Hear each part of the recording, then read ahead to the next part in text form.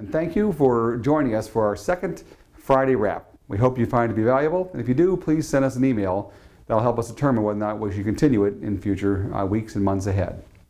I did miss one thing last week, and that was letting you know about this very important and enjoyable retirement party that was held in the village for Deputy Chief Tim Vaclav over at the police station. It was attended by 30 to 40 people, and Tim will be missed greatly for all of his contributions to the village over the years.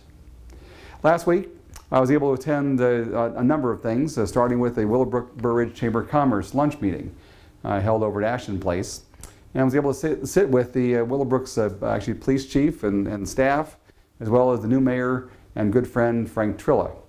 During that meeting, it was kind of cool. I learned about one of our own very important companies, McGraw-Hill, which was actually broken into two divisions recently, the McGraw-Hill Education and McGraw-Hill Financial. I think one division was actually spun off. And a very important fact, they expect to be fully digital by August 3rd, 2015. Another important event in the village last week was that all liquor licenses were issued as of May 1st. Now that, of course, was a big day for all of them, but especially Gigi at Capri. Now that he bought out his brother and is the sole owner now of that incredible jewel we have in the village. If you see Gigi, you may want to give him a big congratulations. Also this week, I was able to join the police chief, John Madden, over at the Pleasantdale Middle School for a kind of a neat event. I think it's called like the Meet the Chief Day, and they also did a practice run for the emergency lockdown practice drill, which is also very valuable for the students. And also in preparation for taking office, a number of things we've had to do, not the least of which is deciding on the seat assignments for the village board meetings where all the trustees sit. I also met individually and informally with trustees Len Ruzak, Diane Bolas, Al Paveza, and Janet Grasso. Then we also have some very important assignments and appointments coming up for the commission and committee appointments, which have to be made. And we welcome anybody, anyone who is interested to apply through the Village Hall, especially for that coveted planning commission, for which we actually have 3 openings.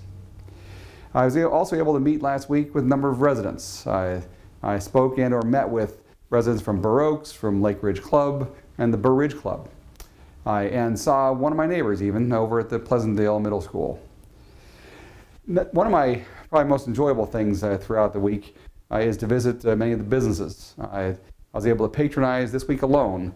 I had dinner at Topaz with an old friend of mine and a real estate developer. I went over to, of course, Capri Express, Walk and Fire, the County Wine Merchant Store, Moon Dance, and of course the favorite community center, it seems, like the Starbucks. And I became a new customer of Joseph A. Banks.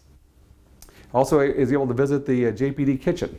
I met the owner, Jackie Lynn, or Minhwa Lynn, whom I was referred to by a local builder, and who sings his praises, frankly, for the quality and speed of his work. We're certainly glad that he's in the village, that growing company. So here's some Village Center updates. According to Scott Ralston, the Village Center manager, a lot of things are picking up. There's a lot of activity in the Village Center. There are now only 7 condos that are unsold, and probably 90% are occupied.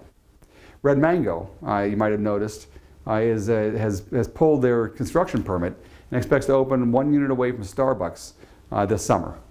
There are also a few new potential stores which may be coming in, which you have to stay tuned for until all those details get wrapped up. On a personal note, this morning, after hearing a ruckus in my basement while I was exercising, I noticed that a baby squirrel had fallen into our window well, which is unfortunately not the first time that's happened, and it was unable to jump high enough to get out. So I placed a kitchen carpet across the top of it, draped down low enough for it to jump and climb out. Well, I just an hour ago got a text from my wife. She said, "You saved the squirrel." That kind of reminded me of one time I saved a raccoon at a softball game when my daughter was young. Kind of a crazy thing to do, but something I just have to do once in a while. My swearing-in ceremony is on May 13th at 7 p.m. All are invited to attend, though I'm sure it's a little bit tight in there, so get there early.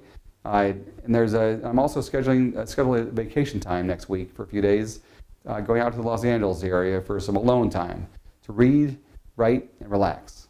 I'll be staying in Westlake Village and checking off something off my bucket list, getting a personal tour of the Ronald Reagan Presidential Library. Here's a way of remembering some key statistics about the village using the numbers 54321. Why? Because the village has 5 churches, 4 school districts, 3 park districts, 2 fire districts across 2 counties, and of course 1 village hall and police department. I hope you enjoy and help others discover our very special place. That's a wrap.